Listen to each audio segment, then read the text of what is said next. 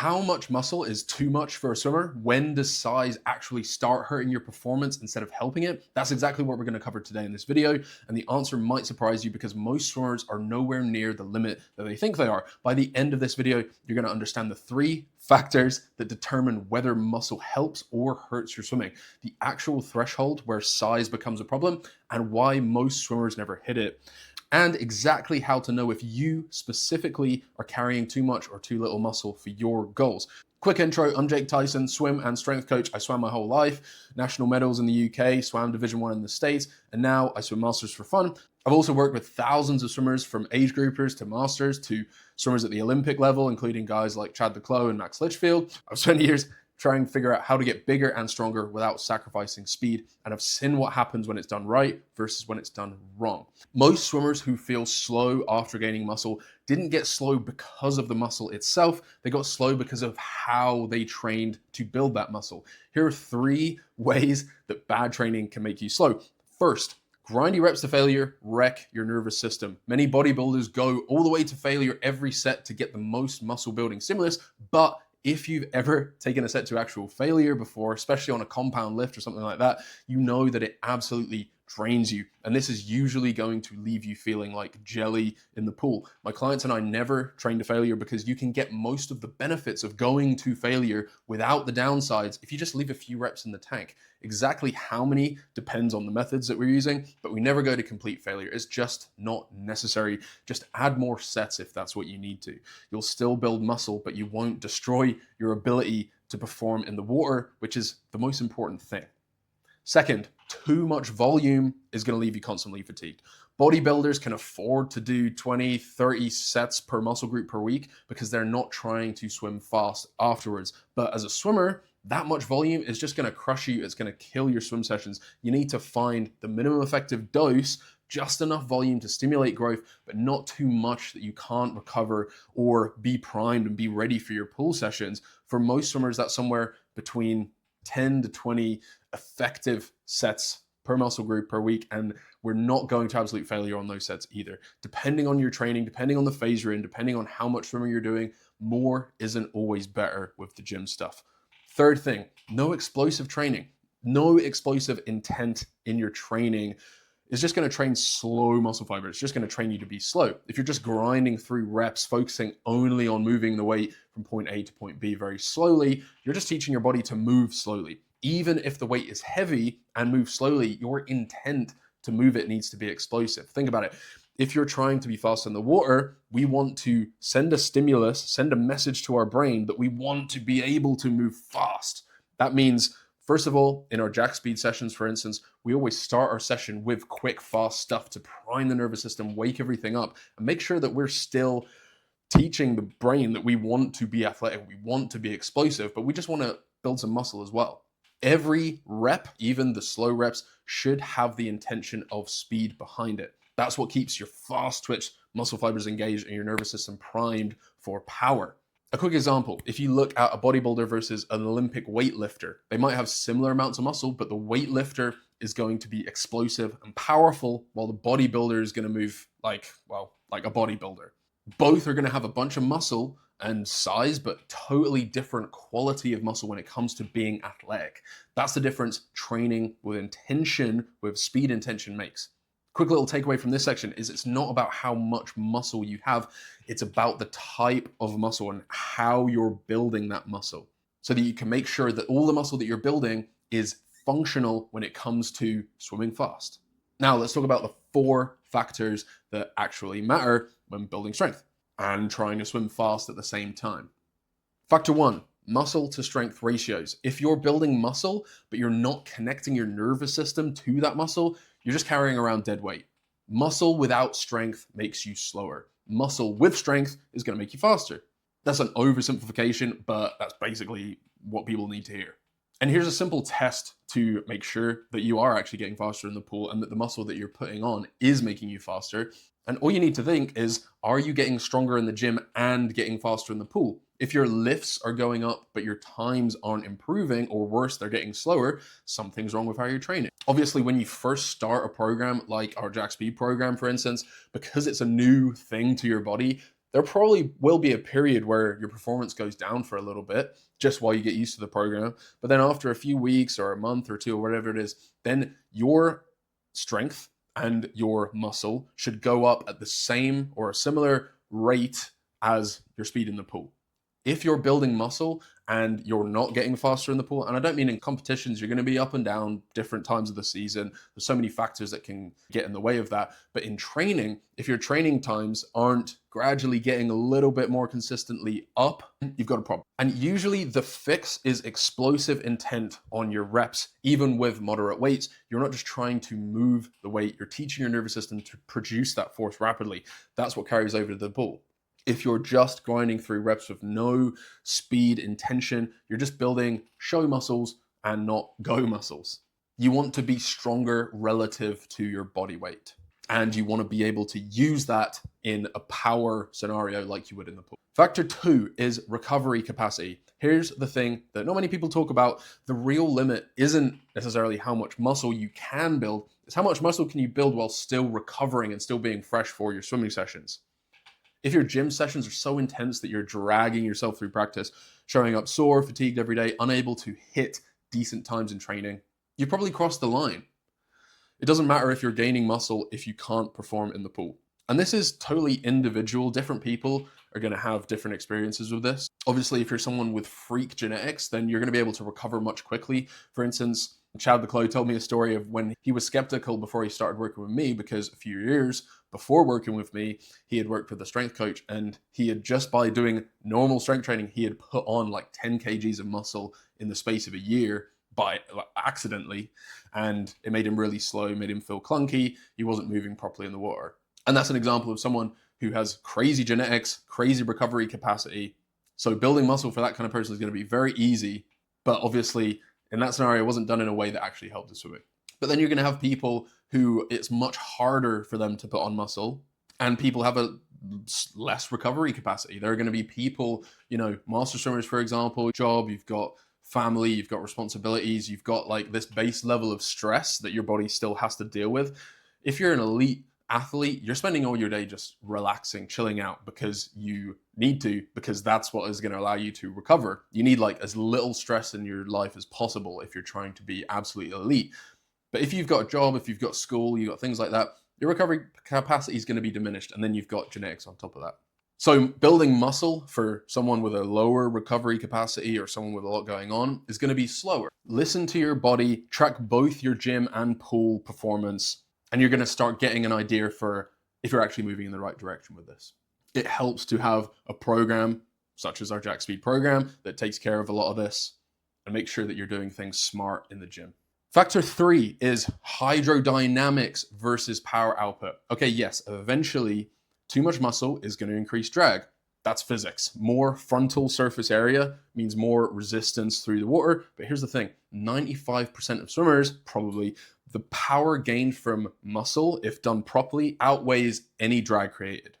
The amount of force that you can produce, the explosiveness off the walls, the mobility to be able to get into those positions and be strong there and maintain speed through the back half of your race, all of that comes from having strong, powerful muscles that are working efficiently. The swimmers who actually hit the point where muscle starts creating more drag than power is usually people that have freak genetics, like the Chad example that I used, or people that are using tons of drugs.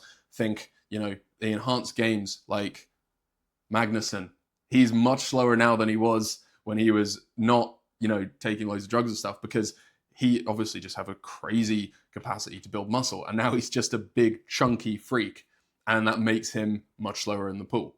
Partly, probably because he's, the stuff that he's doing in the gym probably isn't that useful for what he's trying to do in the pool. But nonetheless, he got much slower when he's put on muscle. And there's tons of other factors that could go into that, but that's just an example. But it's a very extreme example. Like, it's really hard to get to that point. Like, we're talking world-class, international level swimmers with years of dedicated strength training. Age group swimmers, high school swimmers, college swimmers, master swimmers, you're probably nowhere near this limit, not even in the same ballpark. Think about it. Caleb Dressel, Kyle Chalmers, Sarah Sjöström, they're all pretty jacked for swimmers. Big shoulders, powerful legs, all fast as hell, and they're proof that you can carry some serious muscle and still dominate in the water because the muscle they've built is specifically all useful for actually making them faster and building momentum in the pool. Factor 4 is your genetics and training volume. Something most people don't really talk about. Genetics play a huge role in how much muscle you can realistically build. Some people are genetically gifted. They're going to put on muscle really easily without doing much. They're going to lift a few times a week, eat relatively normally, and boom, they're going to grow. Others, they're going to eat a ton, manage their training perfectly, dial in their recovery, and even then they might struggle to put on any muscle at all. If that's you, don't get discouraged. It just means you need to be more intentional about your approach. And usually for those people that struggle to put on muscle, putting on muscle is usually going to be really, really beneficial for them. But the reality actually is if you're swimming a decent amount in the pool, you're already hitting a natural ceiling when it comes to muscle growth because you're giving your body mixed hormonal signals. One day you're doing long aerobic pool session, telling your body to adapt for endurance, which is not a muscle building stimulus. And then the next day you're going to the gym, telling it to build strength and size. Your body is never going to be able to maximize both of those things at the same time. That's why bodybuilders don't do anything else. They just lift, because they don't want to get a mixed signal. Whereas if you're a swimmer, you are naturally going to be giving your body mixed signals because you're trying to build endurance, you're trying to build speed, you're also trying to build muscle. All these things can happen at the same time, but it's going to be really difficult for you to just put on a crazy ton of muscle really quickly, as long as you are still swimming. The swimming is naturally going to balance everything out. You're not going to accidentally wake up looking like a bodybuilder while you're swimming 5-6 days a week. Now, here's the big elephant in the room, the bulky bodybuilder fear, especially for the ladies. This one's really important. Look, I get it. It's easy to see bodybuilders on Instagram filling up your feed, massive, shredded, bulging muscles, and think, if I start lifting heavy, I'm going to start looking like that. Let's be really, really honest about what it actually takes to build those physiques. First, you're going to need to do many years of dedicated training. This isn't going to just happen overnight. It's going to take lots of years of dedication. And we're not talking 6 months or even a year. We're talking years, plural, 5-10 years of consistent progressive strength training with muscle growth as the primary goal. Second, incredible genetics for muscle building. We've talked a bit about that, but most bodybuilders are genetic outliers. The people that you're seeing on your feeds are naturally built for that.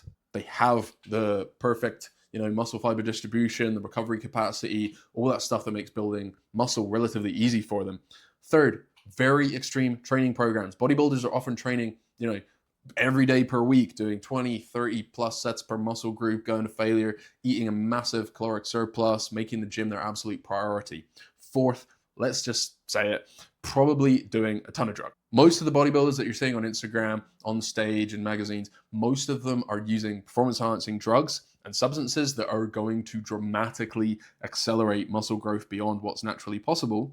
And number 5, they're probably not doing much else with their life. They're definitely not swimming to the same extent that you're going to be swimming if you're a serious swimmer. And you're not doing any of that. So it's going to be really, really difficult for you to just blow up. Like, you're not going to blow up overnight. You're not going to get bulky. Usually what most women are looking for is kind of that toned look. And getting toned is just about building muscle and combining that with losing body fat. That's how you get that more toned look. But that's what's going to happen if you just start trying to build muscle in the gym and then swimming is going to take care of the other stuff. Here's what actually is going to happen when you start training properly and trying to prioritize muscle growth in a swim program. First thing, you're going to put on a nice amount of muscle, enough to see and feel a difference in your strength and power. You're going to look a bit better. You're going to feel a bit more confident. You're going to gain mobility improvements if you're doing it properly, something like our Jack Speed program. You're going to get mobility benefits, stuff that's actually going to transfer to the pool, because you're training through a full range of motion. We add a bit of mobility stuff in there as well. You're going to build explosive power that's going to carry over to your starts, turns, underwater work, all of your strokes, as long as you have a bit of explosive work in your program and you're doing the actual strength work that you're doing properly. And you're not going to get a big bulky look. Like, you're going to get an athletic look. You're going to get that look that some of the bigger swimmers, think sprinters at the Olympics, some of them are, super skinny. Some of them have a decent amount of muscle, but you're not going to be bulky.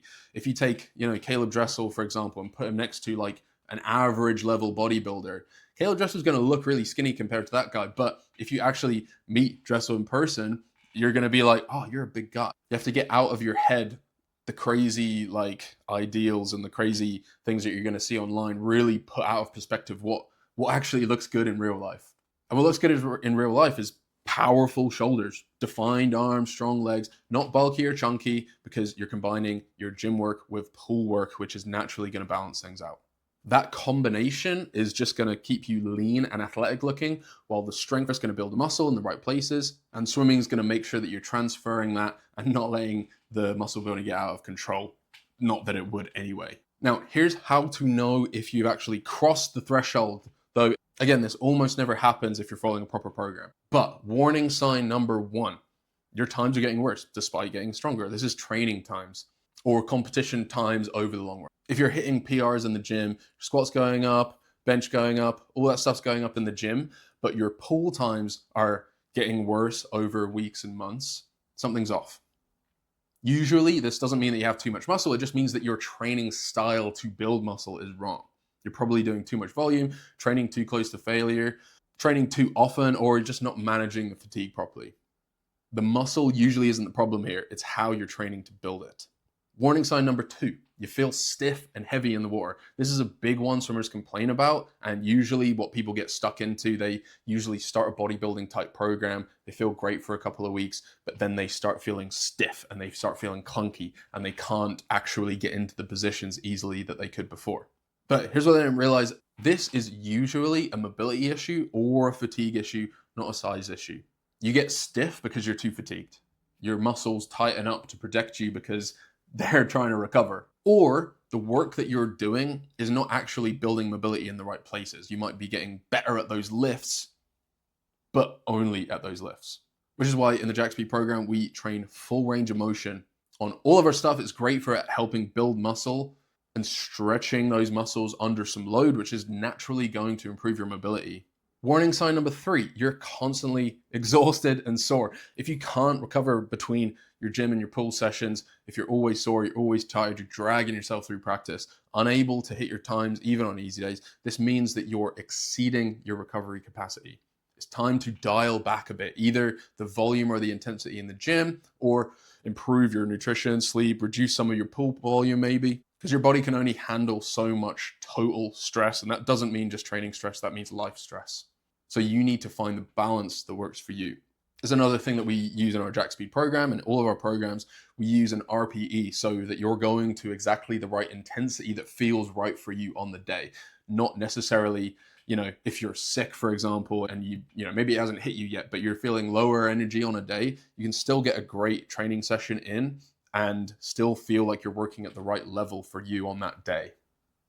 That's how you can auto-regulate and make sure that you're not pushing yourself too far. You're not having these peaks and valleys in your training. You're getting in tune with what you actually need in that session. But again, this isn't about having too much muscle. This is about managing your training load.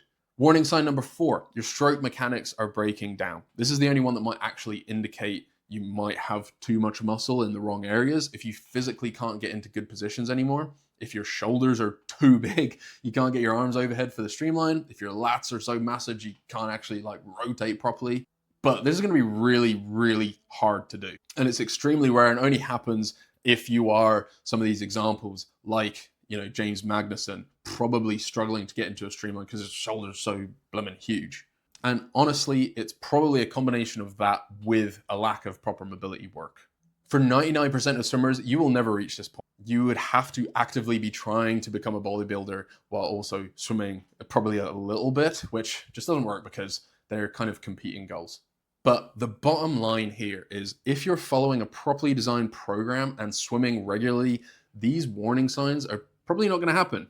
The pull work will keep everything balanced. Let me tell you what actually happens when swimmers follow a program like our Jack Speed system, which is designed specifically to build muscle quickly without making you feel like crap in the pool. We've had swimmers hit PBs across every event. We've had 50 sprinters going faster, being more explosive off the blocks, off the walls, holding their stroke better even through the end of that 50. They're going to build the raw power, the muscle that's actually needed to generate more power in their races. And actually, usually people get way more athletic because they're improving their mobility at the same time as we're doing this and getting more connected. We've had 200 swimmers building the perfect combo of power and endurance on this program.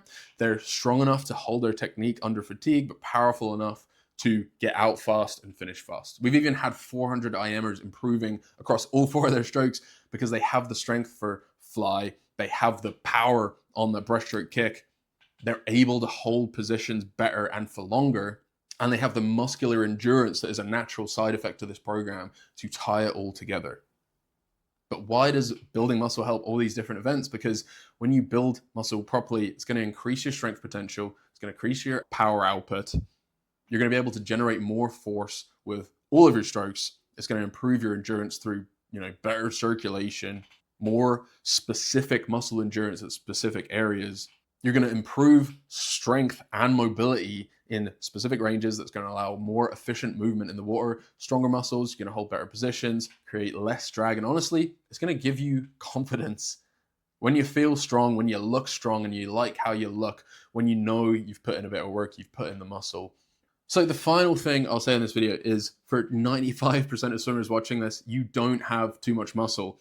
And if you've tried building muscle and it's not really worked for you in the past, the ones who do feel slow after gaining size, it's almost always because of how you've trained, not because you've actually built too much muscle. And honestly, if you're swimming regularly and your genetics and training volume are going to create a natural ceiling anyway, the pool work is going to balance everything out. You're not going to accidentally wake up looking like a bodybuilder if you're swimming, 5-6 days a week. It's just not how your body works.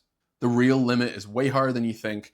So just focus on building strength the right way, being explosive and intentional with your reps, staying away from super grindy reps, staying away from failure, using a full range of motion, making sure that you're checking in and make sure that you're actually recovering from your workouts in the first place. And you'll be shocked at how much muscle you can start building whilst actually getting faster in the pool. Thanks for watching, and I'll see you in the next one.